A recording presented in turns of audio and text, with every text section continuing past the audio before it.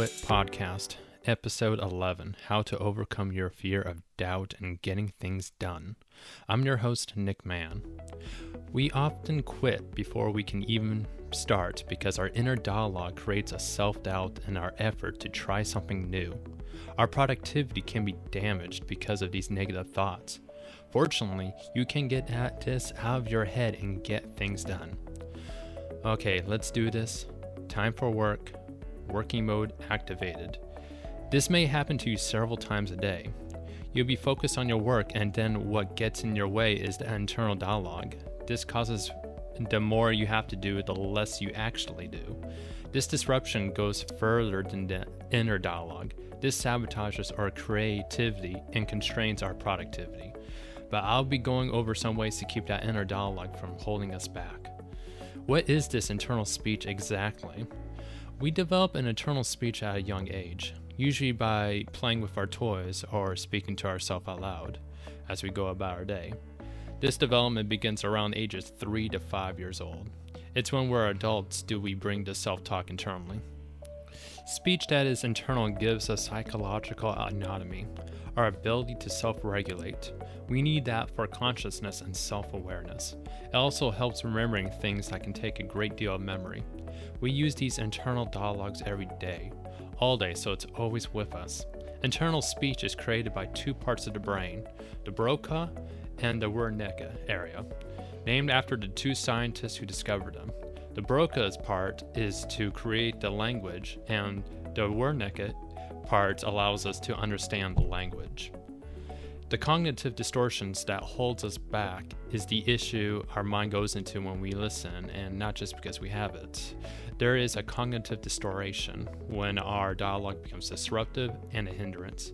It's our minds trying to make believe in something that's not true about ourselves or what's happening around us, like falling into a negative affirmation such as, "No one wants to talk to me, therefore I am ugly." Below are some common cognitive distortions and the tips to make them stop. This is thinking of things such as black and white. There is no gray in how we see the world. And what it sounds like is, I didn't do blank right, that's why I didn't get hired. Instead, try this. Look at the problem from the other side. Ask yourself if you are objectively looking at this. Did you really answer badly, or is it just a personality fit? Try your best to avoid these absolutes, words such as never, always, and every. And there's a problem with overgeneralization. This is when people believe when something bad that happened in the past is likely to happen again. And this sounds like I tried riding a roller coaster and didn't have a good time, so I shouldn't try it again. Instead, you need to acknowledge when you're overgeneralizing.